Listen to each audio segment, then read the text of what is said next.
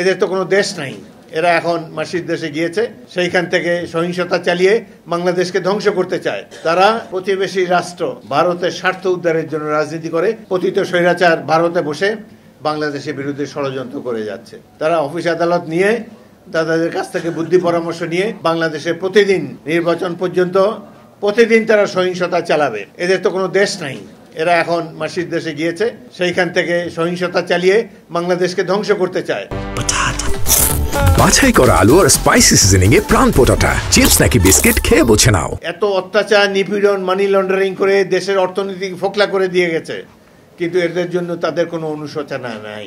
তারা কোনো দুঃখবোধ তাদের নাই। এই যে বাংলাদেশের প্রতিষ্ঠান ধ্বংস করে গেল, তিনটি নির্বাচনে একের পর এক তারা যে প্রহসন মঞ্চস্থ করে জনগণের গণতন্ত্রকে ধ্বংস করে গেল, এই জন্য তাদের মধ্যে কোনো অপরাধ বোধ ক্রিয়াশীল নয়। তারা প্রতিবেশী রাষ্ট্র ভারতের স্বার্থ উদ্ধারের জন্য রাজনীতি করে, ভবিষ্যতেও তাই করবে। এদের মধ্যে কোনো পরিবর্তন আমরা দেখতে পাচ্ছি না।